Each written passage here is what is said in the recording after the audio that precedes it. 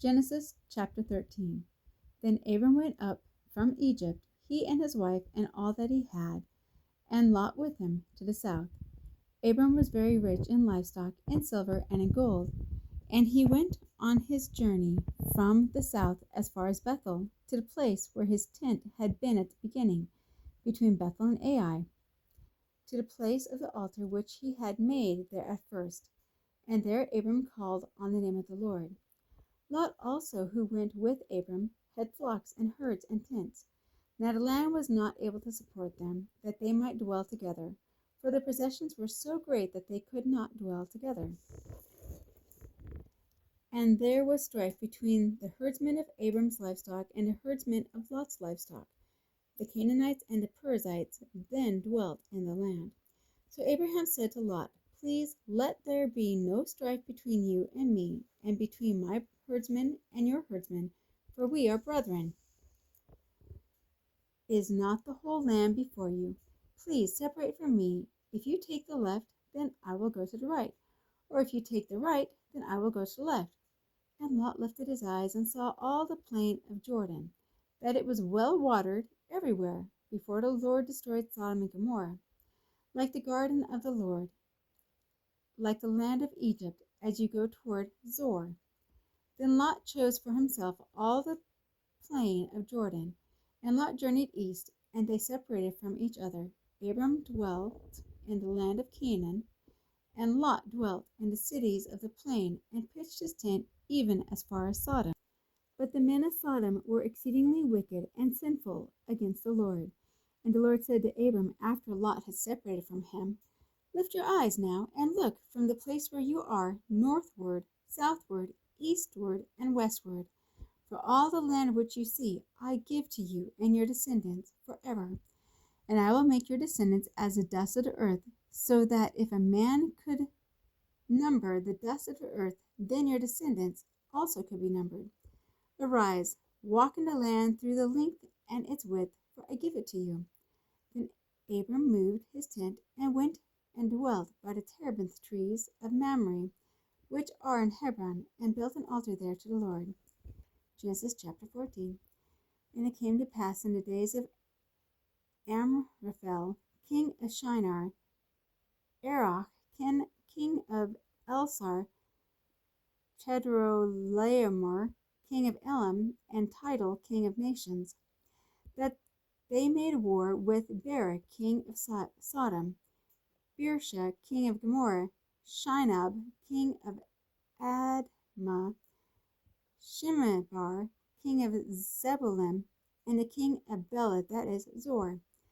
All these joined together in the valley of Sidon, that is, the Salt Sea. 12 years they served Chedorlaomer, and in this 13th year they rebelled. In the 14th year, Chedorlaomer and the kings that were with him came and attacked the Raphim in Ashtoreth, Karnaim, and Zumin in Ham, and Emim in Shaveh, Kiriathaim, and the Horites in their mountain of Seir, as far as El Paran, which is by the wilderness. Then they turned back and came to En Mishpat, that is, Kadesh, and attacked all the country of the Amalekites and also Amorites who dwelt in Hazon Tamar. And the king of Sidon, and the king of Sodom, the king of Gomorrah, the king of Admah, the king of Zebulun, and the king of Bela, that is Zor, went and joined together in battle in the valley of Sidon against Chedorlaomer, king of Elam, Tidal, king of nations, Amraphel, king of Shinar, and Arioch, king of Elasar, 4 kings against 5. Now the valley of Sidon is full of asphalt pits, and the kings of Sodom and Gomorrah fled. Some fell there, and the remainder fled to the mountains. Then they took all the goods of Sodom and Gomorrah and all their provisions, and went their way. They also took Lot, Abram's brother's son, who dwelt in Sodom, and his goods, and departed. Then one who had escaped came and told Abram the Hebrew, for he dwelt by the terebinth trees of Mamre, the Amorite, brother of Eshcol and brother of Aner, and they were allies with Abram. Now when Abram heard that his brother was taken captive, he armed his 318 trained servants who were born in his own house and went in pursuit as far as Dan. He divided his forces against them by night, and he and his servants attacked them and pursued them as far as Hobah, which is north of Damascus. So he brought back all the goods, and also brought back his brother Lot and his goods, as well as the women and the people. And the king of Sodom went out to meet him at the valley of Shaveh, that is, the king's valley, after his return from the defeat of Chedorlaomer and the kings who were with him. Then Melchizedek, king of Salem, brought out bread and wine. He was a priest of God Most High, and he blessed him and said, Blessed be Abram of God Most High, possessor of heaven and earth, and blessed be God Most High, who has delivered your enemies into your hands. And he gave him a tithe of all. Now the king of Sodom said to Abram, Give me the persons and take the goods for yourself. But Abram said to the king of Sodom, I have raised my hand to the Lord, God Most High, the possessor of heaven and earth, that I will take nothing from a thread to the sandal strap, that I will not take anything that is yours, lest you should say, I have made Abram rich, except only what the young men have eaten, and the portion of the men who went with me, Aner, Eshcol, and Mamre, let them take their portion. Genesis chapter 15. After these things, the word of the Lord came to Abram in a vision, saying, Do not be afraid, Abram, I am your shield, your exceedingly great reward. But Abram said, Lord God, what will you give me, seeing I go childless, and the heir of my house is Eliezer of Damascus? Then Abram said, Look, you have given me no offspring. Indeed, one born in my house is my heir. And behold, the word of the Lord came to him, saying, This one shall not be your heir, but one who will come from your own body shall be your heir. Then he brought him outside and said, Look now toward heaven, and count the stars, if you are able to number them. And he said to him, So shall your descendants be. And he believed in the Lord, and he accounted it to him for righteousness. Then he said to him, I am the Lord who brought you out of Ur of the Chaldeans to give you this land to inherit it. And he said, Lord God, how shall I know that I will inherit it? So he said to him, Bring me a 3-year-old heifer, a 3-year-old female goat, a 3-year-old ram, a turtle dove, and a young pigeon. Then he brought all these to him, and cut them in two down the middle, and placed each piece opposite the other. But he did not cut the birds in two. And when the vultures came down on the carcasses, Abram drove them away. Now when the sun was going down, a deep sleep fell upon Abram, and behold, horror and great darkness fell upon him. Then he said to Abram, Know certainly that your descendants will be strangers in a land that is not theirs, and will serve them, and they will afflict them 400 years. And also the nation whom you serve I will judge. Afterwards they shall come out with great possessions. Now as for you, you shall go to your fathers in peace. You shall be buried at a good old age. But in the 4th generation they shall return here, for the iniquity of the Amorites is not yet complete.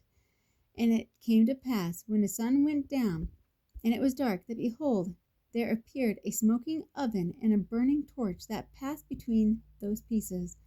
On the same day the Lord made a covenant with Abram, saying, To your descendants I have given this land, from the river of Egypt to the great river, the river Euphrates, and the Canaanites, the Kenizzites, the Cadmonites, the Hittites, the Perizzites, the Rephaim, and the Amorites, the Canaanites, and the Girgashites, and the Jebusites. Matthew chapter 5, verses 1 to 26. And seeing the multitude, he went up on the mountain, and when he was seated, his disciples came to him. Then he opened his mouth and taught them, saying, Blessed are the poor in spirit, for theirs is the kingdom of heaven. Blessed are those who mourn, for they shall be comforted. Blessed are the meek, for they shall inherit the earth. Blessed are those who hunger and thirst for righteousness, for they shall be filled. Blessed are the merciful, for they shall obtain mercy. Blessed are the pure in heart, for they shall see God. Blessed are the peacemakers, for they shall be called sons of God. Blessed are those who are persecuted for righteousness' sake, for theirs is the kingdom of heaven. Blessed are you when they revile and persecute you, and say all kinds of evil against you falsely for my sake. Rejoice and be exceedingly glad, for great is your reward in heaven. For so they persecuted the prophets who were before you. As you are the salt of the earth, but if the salt loses its flavor, how shall it be seasoned? It is then good for nothing but to be thrown out and trampled under foot by men. You are the light of the world. A city that is set on a hill cannot be hidden. Now, nor do they light a lamp and put it under a basket, but on a lampstand, and it gives light to all who are in the house. Let your light so shine before men that they may see your good works and glorify your Father in heaven. Do not think that I came to destroy the law or the prophets. I did not come to destroy, but to fulfill. For assuredly I say to you, till heaven and earth pass away, one jot or one tittle will by no means pass from the law till all is fulfilled. Whoever therefore breaks one of the least of these commandments and teaches men so shall be called least in the kingdom of heaven. But whoever does and teaches them, he shall be called great in the kingdom of heaven. For I say to you, that unless your righteousness exceeds the righteousness of the scribes and Pharisees, you will by no means enter the kingdom of heaven. You have heard that it is said to those of old, You shall not murder, and whoever murders will be in danger of the judgment. But I say to you that whoever is angry with your brother without a cause shall be in danger of the judgment, and whoever says to his brother, Raka, shall be in danger of the council, but whoever says, You fool, shall be in danger of hellfire. Therefore, if you bring your gift to the altar, and there remember that your brother has something against you, leave your gift there before the altar and go your way. First be reconciled to your brother, and then come and offer your gift. Agree with your adversary quickly while you are on the way with him, lest your adversary deliver you to the judge hand you over to the officer, and you be thrown into prison. Assuredly I say to you, you will by no means get out of there till you have paid the last penny.